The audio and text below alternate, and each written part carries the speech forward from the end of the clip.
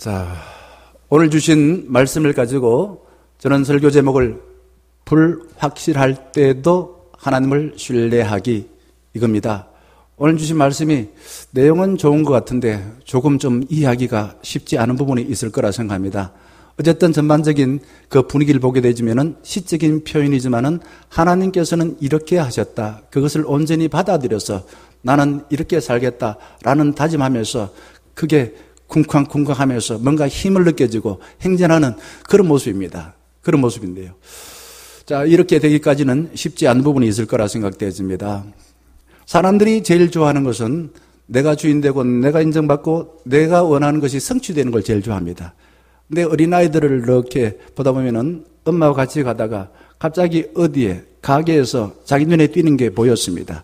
그때에 아이는 엄마한테 사달라고 합니다. 엄마는 안 된다. 계속 서로 왔다 갔다 시비를 겁니다. 그때부터 애가 웁니다. 그러면 엄마는 애를 놔두고서 가버립니다. 저는 그 모습을 보고서 사람들이 내가 원하는 것을 이루지 못했을 때 어떻게 반응하는가?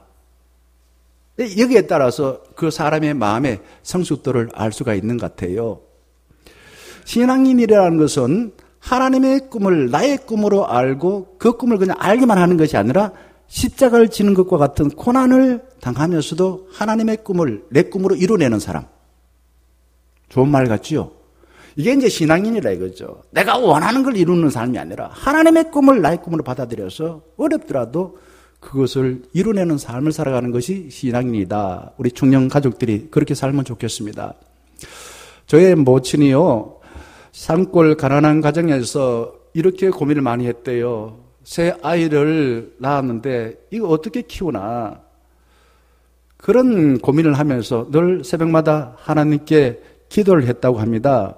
그 우연히 친척 되시는 우리 포항제일교회 장로님께서 포항제일교회 사찰을 뽑는다라는 소식을 듣게 되었습니다.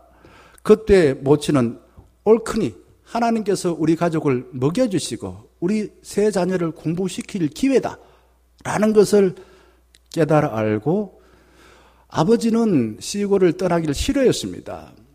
태어나서 가진 기술도 없는데 내가 거기 가서 뭘 하나 반대에도 불구하고 바로 즉시 포항제일교회 어머니가 면접을 보고서 이사를 오게 되어졌습니다. 그때가 제 6학년 1976년 6월이었습니다. 사춘기죠. 예민한 때입니다. 그리고 저는 시골 학교에서 나름 위치가 있었습니다. 그런데 거기서 떠나서 낯선 포항으로 와서 살려고 하니까 아무도 저를 알아주는 사람도 없고 친구도 없고 그 사춘기 때에 힘이 들었어요. 참 힘이 들었는데 어쨌든 이런저런 힘듦이 있음에도 불구하고 돌아보니까 하나님께서는 저를 선하고 아름다운 길로 인도해 주셨구나. 이렇게 고백하면서 주님을 찬양하지 않을 수가 없었습니다. 폴 트루니어라는 정신과 의사인데 기독교인입니다. 그분이 쓴 책 중에서 모험하는 인생에 보게 되면 이런 내용이 나와 있어요. 예수를 만나서 삶이 역전된 사람이 대다수다. 어떻게 했어요? 예수를 만나서 순교와 박해, 실패 가운데서도 불굴의 인생을 살아내었고 내 주어진 조건에 얽매이지 아니하고 독립적인 삶, 예수 안에서 자유하는 삶을 살았다.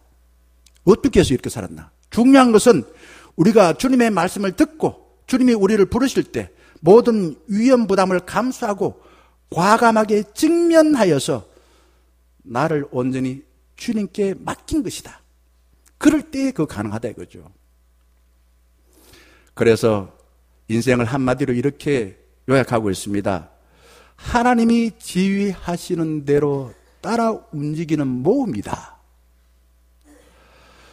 한 번도 경험해보지 못한 미지의 세계로 들어가려고 하면은 불확실합니다. 내가 어떻게 될지 잘 몰라요. 그래서 공포감이 온몸을 휘감습니다.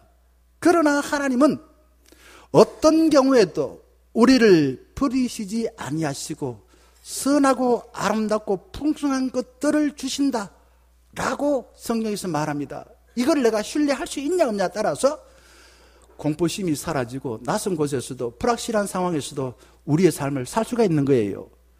예를 들어서 믿음의 조상이라고 부르는 누구요? 아브라함입니다. 고향 우르 땅에서 어떻게 살았습니까? 사람을 죽이는 살인자였습니까? 빚어진 어떤 파산자였습니까? 아무 문제 없이 평안하게 잘 살았어요. 그런데 어느 날 하나님께서 아브라함에게 불쑥 나타나서 이렇게 요구하십니다. 너희 고향과 친척과 아베 집을 떠나 내가 내게 보여줄 땅으로 가라. 자, 보여줄 땅이 어떤 곳인지 분명하게 말하지 않아요. 거기에 누가 살고 있는지 알 수가 없어요. 기후가 어떤지 더더욱 알 수가 없어요. 또 하나님 아직 예수 믿은 지 얼마 안 되니까 어떤 분인지 잘 몰랐어요. 단지 들은 것이라면은 미지의 땅에 갔을 때에 내가 너로 인하여 큰 민족이 되고 복의 근원이 되고 이름을 크게 알려주리라. 이 하나님이 주신 그 큰 뜻, 그 큰 뜻을 알고서 신뢰하고 익숙하게 아무 문제 없이 살았던 고향을 떠났습니다. 낯선 곳으로 갔습니다. 이런 아브라함을 두고서 히브리서 11장 8절에 평가하기로 이렇게 평가합니다. 믿음으로 아브라함은 부르심을 받았을 때 순종하여 장래의 유업으로 받을 땅에 나갈새 갈 바를 알았다 몰랐다? 알지 못하고 나아갔다 라고 합니다. 무슨 말입니까? 내 자신의 이런저런 조건이나 형편 이런 생각하지 않았어요. 하나님께서 나를 통해서 하시고자 하는 그 큰 그림만 생각한 겁니다. 그리고 불확실한 현실을 이겨냈습니다. 영성가 리차드 포스트는 우리 시대에 가장 필요한 건 돈이 아니고 필요한 건 스마트폰이 아니고 신뢰다 이렇게 말합니다. 그러면서 현실에서는 신뢰야말로 물량이 절대적으로 딸린다. 신뢰 사라져가지고 문제가 너무 크다는 겁니다. 우리는 내가 경험해보지 못하고 내 머리로 이해되지 않고 나에게 손해보는 낯선 것을 만나면은 요나처럼 핑계대고 도망치려고 합니다. 핑계대고 도망치려고 그래요. 이게 인간의 약한 부분입니다. 나를 높여주고 달달한 것을 주고 나를 강하게 해준다면은 물불을 가리지 않고 뭐 핑계 없습니다. 누가 시키지 않아도 거기에 그냥 내 몸을 다 던집니다. 그런데 우리의 생각과 우리의 인생이 자라기 위해서는 두 가지가 필요합니다. 첫 번째는 대충 아는 거, 그럴 거야 하는 것을 확실하게 아는 것입니다. 그리고 또 모르는 것을 전문가한테 물어보고 배워야 되는 것입니다. 내 입맛에 맞지 않고 뒤틀린 현실을 보고서 괴로워서 주님께 물어볼 때에 하나님의 뜻을 발견할 수 있습니다. 저는 이렇게 제가 철학을 전공하고 신학을 공부하고 목회가 된 것은 도대체 내가 어떤 사람이었기에 그럴까? 시골에 초등학교 4학년 5학년 때에 이런 고민을 했습니다. 왜 하나님께서는 가시를 만들었을까? 왜 하나님께서는 나쁜 사람이 성공하게 하셨을까? 왜 능력이 많으신 하나님께서 예수 그리스도를 통하여 십자가에 죽게 하셨을까? 왜 착한 사람이 고난당할까? 왜 하나님은 사랑하는 사람을 먼저 데려가실까? 왜 바이러스, 코로나 바이러스, 왜 기후 위기를 주셨을까? 어떠세요? 이것만 잘 알아도 우리가 하나님이 우리에게 원하는 삶이 무엇인지를 잘 분별할 겁니다. 당연하게 여기는 삶에는 발전이 없습니다. 은혜는 당연한 것이 아니라고 했지요. 익숙한 것만 붙들고 낯선 것을 받아들이지 아니하면 고립됩니다. 곰팡이 핀 음식을 보게 되면 이유가 뭘까요? 신선한 걸 받아들이지 않았어요. 사람들이 독선적이고 어린아이 같은 삶을 사는 사람 이유는 낯선 것을 받아들이지 않기 때문에 그러한 것입니다. 유대인의 교육이 탁월하대요. 이유가 뭘까요? 비결이 뭡니까? 부모가 자녀가 어릴 적에 답을 주지 않고 끊임없이 왜 라고 질문을 던져서 공부는 부모가 하는 게 아니라 자녀가 합니다. 자녀가 그 문제의 답을 찾도록 만드는 것이에요. 그래서 유능한 사람이 많이 나왔습니다. 저는 전사님들한테 늘 당부합니다. 현실을 보고 왜라는 질문을 많이 던지세요. 그리고 성경을 통해서 답을 찾으세요. 그리고 어떻게 살아야 할지 방법 잘 찾아 살길 바랍니다. 그래서 영어로는 why, what, how 이 세 가지를 늘 질문을 던져서 살면 잘 살 겁니다 라고 당부를 합니다. 오늘 봉독한 하박국의 1, 2장은 읽지 않았습니다만은 하박국이 하나님께 질문을 2번 던집니다. 그리고 하나님은 하박국에게 2번 대답하고 계십니다. 하박국은 익숙하게 알아온 공의와 자비의 하나님과 다른 현실을 보고 이해하지 못하여서 하나님께 물어봅니다. 하나님, 언제까지 악한 자를 통해서 선택받은 우리를 심판하시려고 하십니까? 언제까지 이런 부조리하고 불합리한 현실을 보고서 이해하고 참고 살아야 되겠습니까? 질문을 던집니다. 하나님이 답을 하십니다. 신학이라는 것은 이해하기 힘든 모순과 불합리한 현실 보고 하나님께 질문하여 답을 찾는 것입니다. 믿음의 반대말은 의심이 아니라 수준 낮은 확신이 믿음의 반대말입니다. 이단과 거짓 선지자들은 그릇된 확신을 통해 인간을 로봇같이 만듭니다. 생각하고 내 삶을 하나님 주신 꿈을 내가 발견하고 그 어렵더라도 살도록 하는 게 아니라 로봇처럼 지시하는 대로만 살도록 하는 것이 이단과 거짓 선지자들의 특징입니다. 어떤 목사님이 은퇴하시면서 저한테 이런 말을 했어요. 김 목사, 나는 한평생 목회를 하면서 교인들을 예배의 자리로 인도하고 또한 헌금하게 하고 봉사하게 하고 선교하는 데는 성공했네.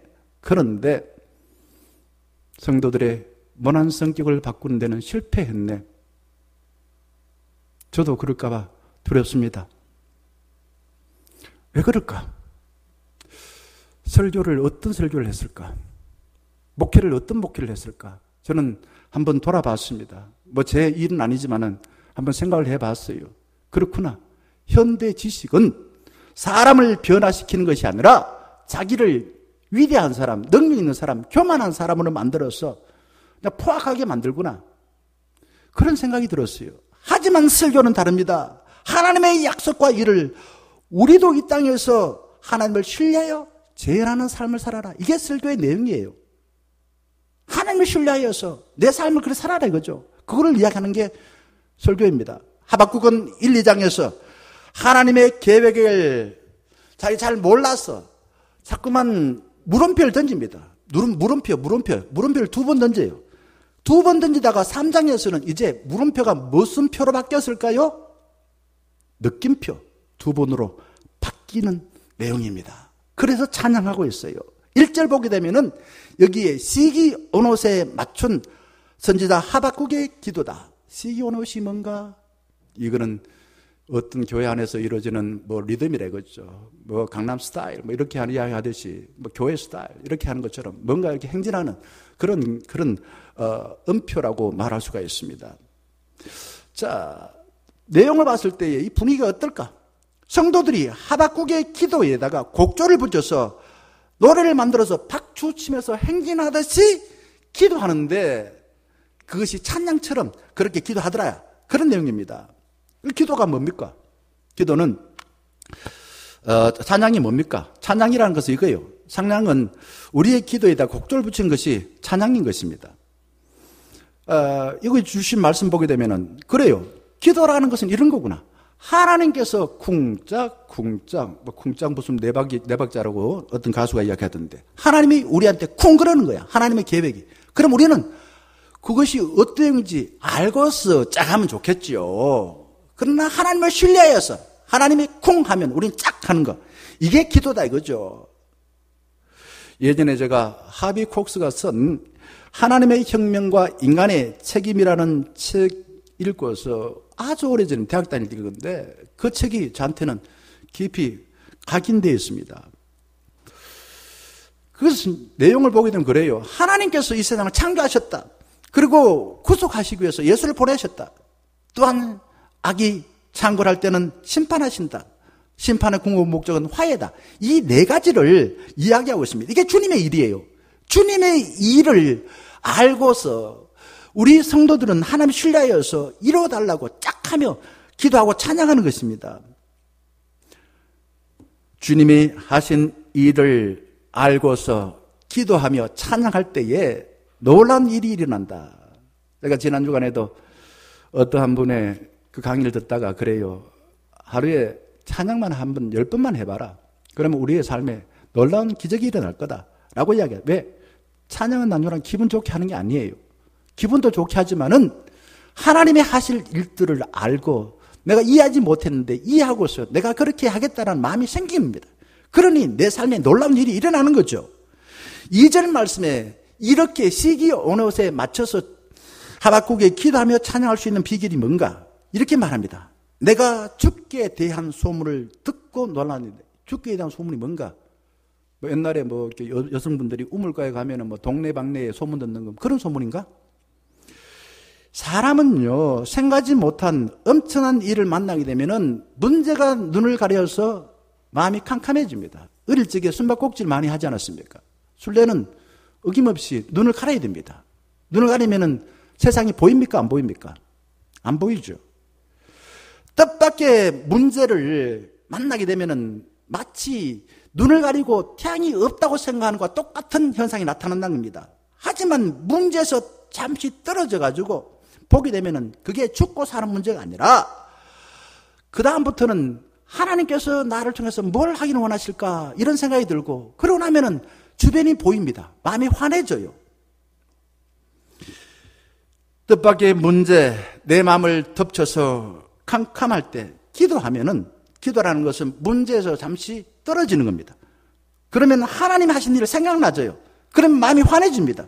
그러면 문제를 해결할 지혜와 용기가 생기게 되지는 겁니다. 하박국은 악한 바벨론이 선택받은 하나님이 심판하는 방법을 보고서 캄캄해졌습니다. 도저히 안 되졌어요. 답답해졌습니다. 왜 하나님께서는 저 악한 바벨론을 통해서 이전에도 바수를 통해서 우리를 지배하더니 또 바벨론을 통해서 선택했다는 우리를 심판하실까? 캄캄했어요. 하지만 기도 중에서 주님의 일을 깨달아 알았습니다. 그리고는 그 다음에는 주의 소문을 듣고 놀랐습니다. 중요한 것은 놀랐다 이거죠. 또 한 사람의 제가 책을 레리 크랩이 쓴 책입니다. 영적 거짓의 그 가면을 벗어라. 그리고 이 심리학자인데 아주 목사님처럼 아주 그냥 성경에 대해 해박하신 분입니다. 그분이 쓴 하나님을 신뢰하는 것에 보게 되면은 이런 내용이 나와 있어요. 현실에서 일어난 문제를 해결하는 주님의 방법을 이해하지 못하여서 그냥 좌충우돌하고 전전긍긍하고 막 이렇게 해요. 그러다가 하나님이 우리에게 약속하신 말씀을 듣고 나니까 더 큰 하나님의 세계를 알게 되었습니다. 그래서 내가 갖고 있던 그 생각이 막 흔들려요. 막 떨려요. 막 떨립니다. 그래서 내 생각이 막 무너져요. 무너지고는 아하, 하나님의 생각이 옳구나. 무릎을 탁 치면서 받아들이는 것. 이것이 놀랐다는 말입니다. 어릴 적에 우리 시골에 살 때는 두꺼봐 헌집 줄게 새집 따고 저는 그것이 신앙의 원리라 생각해요. 내가 만들어 놓은 작은 집, 허술한 집을 부수고 하나님께서 원하시는 그 집을 만들어가는 삶. 그래서 사도 바울은 예수 그리스도 안에서 날마다 새롭게 되라 라고 말하였습니다. 하나님을 신뢰하면은 내가 가졌던 기존의 가치관 경험이 지진이 일어나듯이 땅이 흔들려 건물이 무너지고 대신 나를 주님께 온전히 맡겨서 새로운 주님의 계획을 받아들여 사는 겁니다. 주님의 계획을 받아들여 사는 거예요. 그래서 사도 바울은 갈라디아서 2장 20절에서 이렇게 말합니다. 내가 사는 것이 아니요 오직 내 안에 누가 산다고요? 그리스도께서 산다는 겁니다. 예수님이 나의 주인이시라 이거죠. 예수님이 나의 삶을 이끌어 가신다 이거죠. 하나님이 우리의 삶을 온전히 통치하시는 것을 깨달아 알아서 이전에는 내가 가지고 있는 걸 가지고서 내 힘 자랑하며 살았는데 이제는 하나님 주신 걸 가지고서 성교하며 살겠노라. 이런 메시지인 겁니다. 신앙이라는 것은 날마다 죽는 겁니다. 뭐가 죽을까요? 작은 나 자신의 삶이 죽는 겁니다. 그러면서 내가 사는 겁니다. 죽어야 사는 겁니다. 사멸과 탄생. 작은 내가 죽고 하나님으로 인하여 큰 내가 되는 것. 이것이 신앙생활인 겁니다. 헛되게 살았던 과거의 나를 죽이고 내 속에 계신 예수님이 통치하는 것을 받아들여서 새롭게 사는 거예요. 그래서 C.S. 루이스는 심판을 두고서 이렇게 말합니다. 내 과거의 헛된 삶을 끝장내고 그리고 하나님이 뜻하신 것을 받아들여서 새롭게 사는 거기 때문에 이거를 한마디로 말하면은 잔인한 신비다. 잔인한 자비다. 이렇게 말해요. 잔인하다 이거. 자비인데 내 자신 갖고 있는 이거 깨는 거 힘들어. 그러니까 잔인하다 이거죠. 그런데 하나님께서는 자비하셔서 우리에게 새로운 삶을 주셨다 이거죠. 그걸 받아들일 수 있냐 없냐 이거죠. 거룩하신 주님 앞에 설 때에 그동안 애써 굳게 닫아두었던 마음이 산산조각이 나서 부서집니다. 그리고는 하나님의 선하고 아름다운 계획으로 다시 시작되는 삶을 사는 겁니다. 그런데 성경을 통해서 보니까 하나님의 부름을 받은 사람들은 하나같이 핑계대고 도망쳤습니다. 요나만 그런 게 아니에요. 대부분의 사람들이 다 그랬습니다. 예를 들어서 우리가 출애굽기 3장에 나오는 그 모세를 한번 보게 되면은 11절에 출애굽기 3장 11절 보게 되면은 하나님께서 모세를 불러서 사명을 주셨습니다. 가라 이거죠. 그런데 이렇게 말합니다. 내가 누구에게 바로에게 가며 이스라엘 자손을 애굽에서 인도하여 내릴까? 내가 누굽니까? 내 같은 놈이 어떻게 갑니까? 무슨 뜻입니까? 예전에 모세는 그 궁궐 안에 있으면서 혈기에 의하여 애굽의 군인들을 죽였습니다. 과거의 죄책감 빠져가지고 하나님이 약속하신 사명을 감당하지 못하겠다는 겁니다. 달리 말하면 과거에 갇혀서 새로운 미래를 살 수 없다는 겁니다. 어떠세요? 우리는 과거에 실패한 삶, 과거에 받던 상처 때문에 새로운 삶 살 수 없을까요? 출애굽기 4장 10절에 또 이렇게 말합니다. 내 입이 뻣뻣하고 혀가 둔한지라 핑계댑니다. 바로한테 말 못하겠다 이거죠.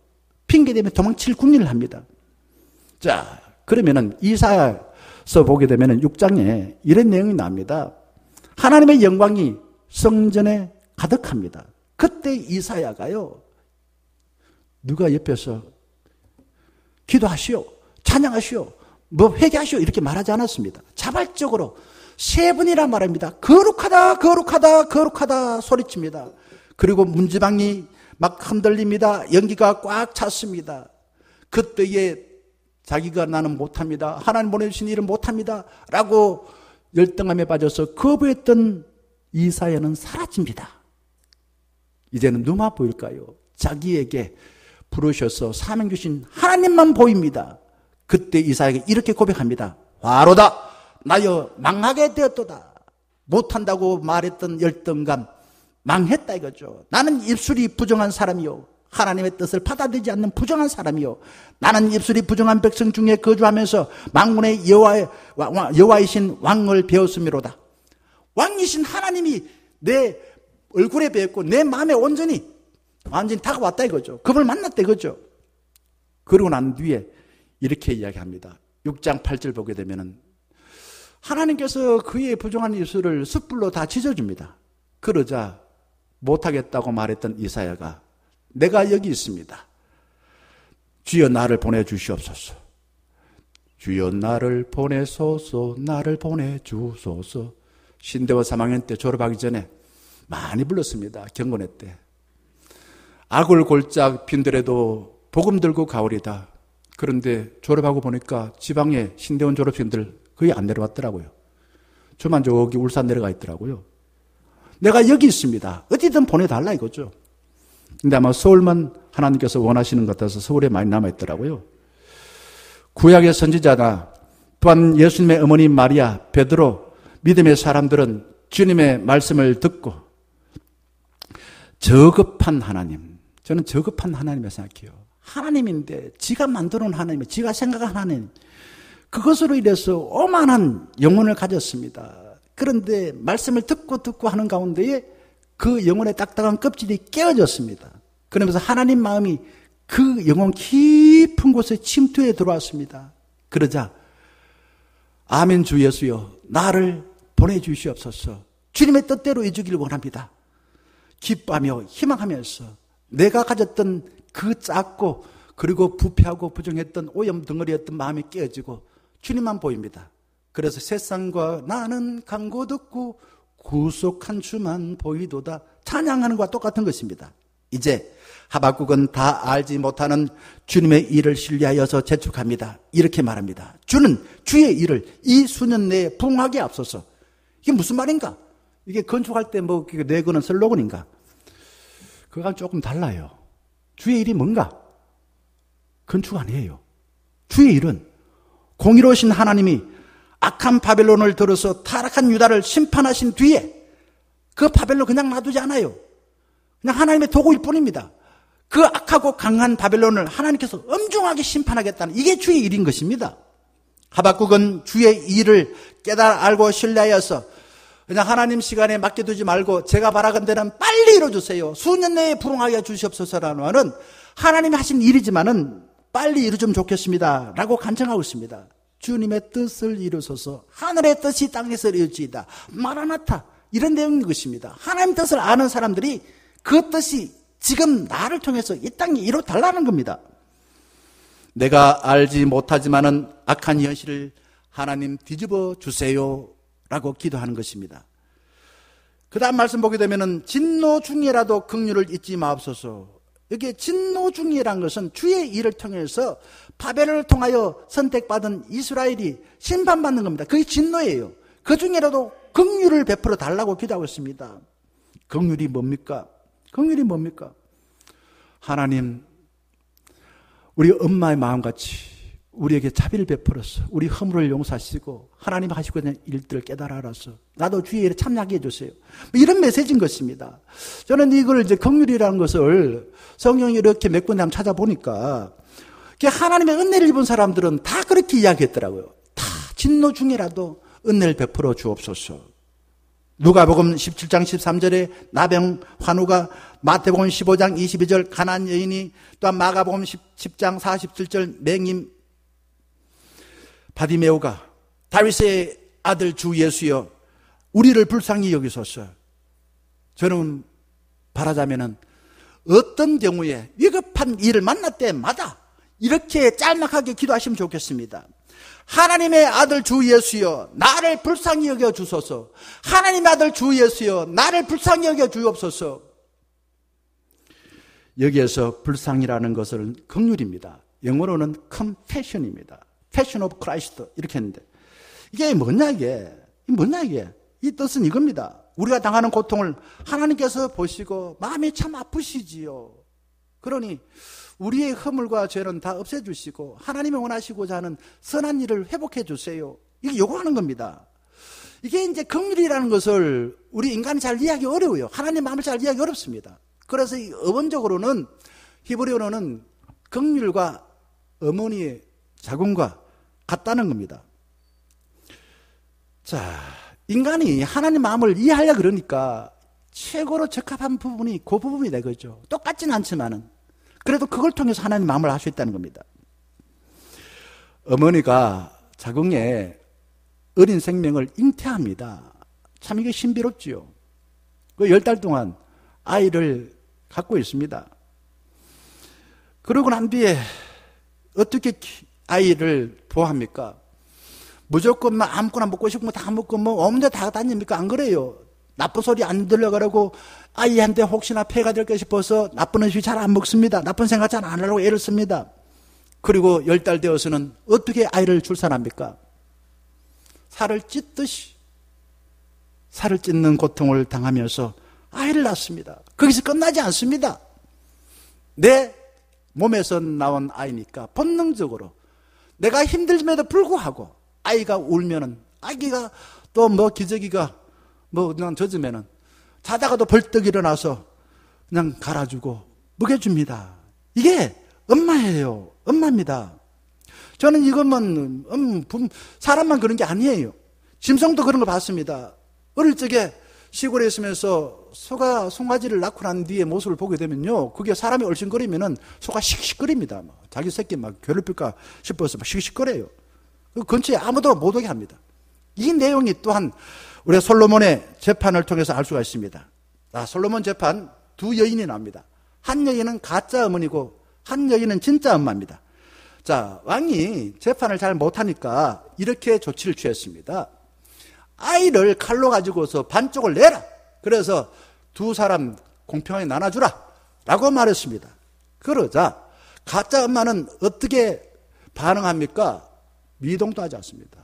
속으로 웃었죠. 좋다. 이 내 거 아닌데. 내 거 아닌데 내가 이겼다는 의미로 좀 죽은 아이지만 반쪽이라 받으면 얼마나 좋겠나 생각했습니다. 그러나 진짜 엄마는 달랐어요. 열왕기상 3장 26절에 이렇게 나와 있습니다. 쭉 보게 되면은 그 산 아들의 어머니 되는 여자는 그 아들을 위하여 마음이 어땠다고요? 마음이 어땠다고 두 번째 줄에? 불 붙는 것 같았다. 불 붙는 것. 이게 뭔가? 이것도 어원적으로 찾아보면은 이렇대요. 자궁이 꿈틀거린다 라는 뜻이래요. 자궁이 꿈틀거린다. 정말 이게 얼마나 원초적인 표현입니까? 하나님께서 우리를 사랑하신다는 거, 우리를 보고서 정말 마음이 꿈틀거리는 거, 저 깊은 곳에. 그래서 예수 그리스도를 이 땅에 보내주셨습니다. 보내신 받은 예수님께서 정말 나약한 자들 바라보시고서 마음이 꿈틀거려가지고요 병을 고쳐주셨습니다. 그리고는 자기가 고난당하셨어요. 마지막 십자가 위에 희생당하신 이유가 어디 있을까요? 죄인인 우리를 바라보시고서 우리 마음이, 예수님의 마음이 꿈틀거린 거예요. 하나님은 우리를 보실 때마다 마음 저 깊은 곳이 꿈틀거릴 정도로 사랑해 주셨다라는 겁니다. 그런데 이 바벨론을 심판한다라는 메시지는 강한 힘을 자기를 위해서 쓴 사람입니다. 하나님 주신 강한 힘을 자기를 위해서 약한 자를 괴롭힌 사람이에요. 이런 사람은 공의의 하나님이 심판하러 오실 때 어떤 모습이 될까요?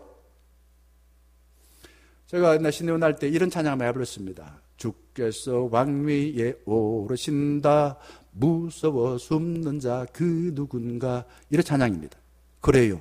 하나님 주신 힘을 자기를 위해서 약한 자를 괴롭힌 사람은요 공의의 하나님이 오실 때에 이럴 거예요. 머리를 땅에 박습니다. 머리 땅에 박는다고 다 숨어집니까? 궁덩이는 그냥 하늘을 치답니다. 숨다고 숨었는데 그 사람은 온전합니까? 못 숨어요. 저는 우리 청년 가족들 생각지 않는 문제를 만났을 때에 주님으로 인해 기뻐하는 잔칫날이 되면 좋겠습니다. 주님, 제가 다 알지 못하지만은 하나님의 뜻을 신뢰하여서 제가 시기온넷에 맞춰서 주님을 찬양합니다. 주의 일을 수년 내에 부응하게 해주시옵소서. 이렇게 찬양하면 좋겠습니다. 이거를 구체적으로 그 다음에 3절부터 15절까지 긴 본문입니다. 이 본문은 한마디로 말하면은 그게 이 하나님의 능력을 통하여서 하나님의 역사심을 인하여서 사람들이 지금까지 악하다고 생각하고 두려워했던 모든 것들이 다 산산조각 났어요. 패배했습니다. 그 내용인 겁니다. 지금 악한 바벨론,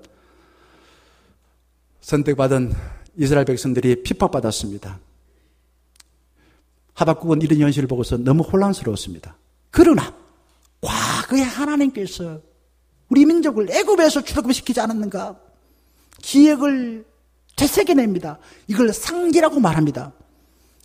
하나님이 하신 기획을 되새기면서 어제도 계시고 지금도 계시고 앞으로도 계신 하나님, 지금 우리가 당하고 있는 이 애로사항, 알지 못하는 상황 속에서도 하나님의 뜻이 이루어주세요. 나는 하나님 믿습니다. 그래서 하나님 찬양합니다. 찬양합니다. 장단에 맞서 찬양하는 겁니다. 신앙이 뭘까요? 신앙은 하나님이 하신 일을 기억해내는 겁니다.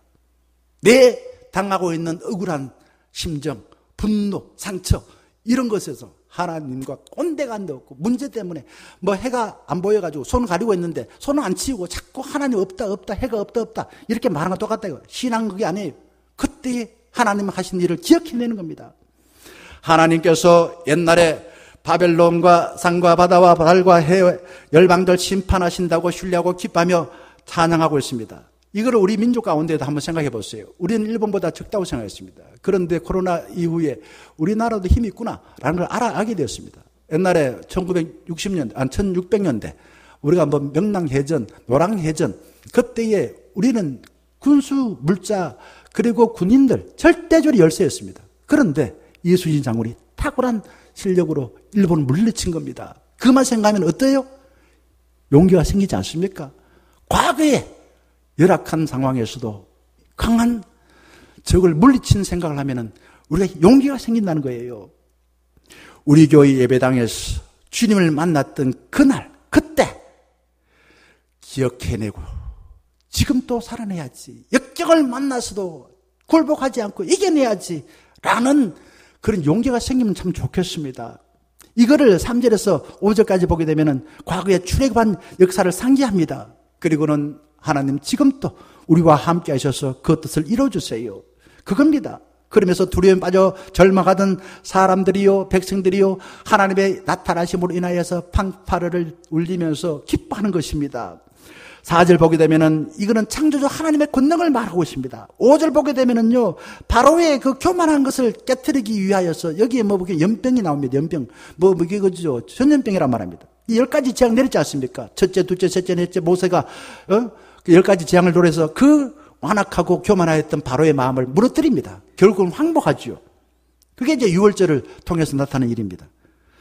그 교만한 자들을 하나님이 심판해 준다는 겁니다. 6절에 7절 보게 되면은 땅이 진동한다는 겁니다. 이게 이제 하나님이 십계명을 통해서 나타났던 시내산에서 땅이 진동한 내용이 나와 있어요. 7절 보게 되면은 거기에 구산과 미디안이요, 이 이스라엘 백성들이 출애굽을 할 때에 유혹하고 그 가는 길을 방해했습니다. 그때 하나님께서 심판하여서 24,000명이 죽었습니다. 그런 거예요. 우리를 넘어뜨리는 군세, 하나님이 임자에서 다 심판해 준다는 겁니다. 그것을 하나님이 행하신 일이에요. 이거를 시적인 표현을 통해서 아주 경쾌하게 하나님의 하신 일들을 깨달아 알고 신뢰하여서 지금 이 순간 비록 눈앞에는 바벨론이 있지만은 하나님이 우리를 통해서 다시 구원해 주시고 살 길을 인도해 주시고 악한 바벨론을 심판해 주신다라는 사실을 알았기에 하나님께 힘차게 나아가 행진할 수가 있었던 것입니다. 12절 보게 되면 이렇게 나와 있어요. 둘리셨으며, 이거는 하나님께서 정복하셔서 당당하게 행진한 내용입니다. 밟으셨나이다. 누구를요? 내 기분 나쁜 사람 아니에요. 내 원수가 아닙니다. 하나님 보시기에 악한 자들입니다. 그들을 굴복시킨다는 표현인 것입니다. 열국들이 하나님의 진노 앞에 무릎을 꿇는다는 것을 반복합니다. 13절 보게 되면은 하나님 주신 힘을 자신을 위해 사용했던 바벨론을 심판하여 깜짝같이 없애버리고 이제 환난당하고 어려움당했던 그 백성들 기름 부은 자 구원해 주신다라는 겁니다. 다시 한번 말씀드립니다. 강한 힘을 자기를 위해 사용했던 제국, 우리가 이 역사 속에서 4대 문명 이야기합니다. 그 강한 문명이잖아요. 얼마나 로마 문명 대단했습니다. 한번 성지 가보세요. 곳곳에 로마의 그 흔적도 남아 있습니다. 그런데 지금 없어졌어요. 물론 거기에 몇 가지 건물도 남아 있는 게 있지요. 왜 제국들은 하나씩 없어졌을까? 하나님이 심판하시는 거예요. 하나님 주신 힘을 약한 자를 위해서 사용하지 않고 자기를 위해서 사용하고 약한 자를 괴롭힌 데 사용했기 때문에 하나님께서 그 교만한 자를 심판해 주시더라라는 겁니다. 여러분, 우리가 기대한 대로 되지 않는다고 분노하고 절망하지 마시길 바랍니다. 가만히 주님이 하신 일들을 생각해 내시길 바랍니다. 이미 우리는 마음이 오염되어 있습니다. 엄한 상처로 인하여서 내 마음이 상처투성입니다. 그래서 내 입맛에 맞춰서 하나님을 자꾸 생각하고 있습니다. 그러나 내 입맛이 아니라 하나님의 뜻에 내 입맛에 맞지 않아도 하나님의 뜻을 내 입맛으로 아시고 주님이 우리를 구원해 주시고 모든 악한 것을 물리쳐 주신다는 사실을 꼭 기억하고 지금 이 순간에도 주님께로 힘차게 나아갈 수 있기를 바라겠습니다. 사랑하는 충녀가정 여러분, 우리는 생각하지 못하고 이해하지 못한 현실을 보고 낙심하여서 스스로 고립시키려고 합니다. 하지만 주님은 달라요. 우리를 향해 계획하신 일을 쿵 하고 알려주십니다. 그때 다 알지 못하여 두렵고 떨리지만은 짝 하면서 반응하셔서 주님이 계획하신 아름답고 선한 일들을 향하여 힘차게 나아가시기를 주님의 이름으로 간절히 축원합니다. 함께 찬양하겠습니다.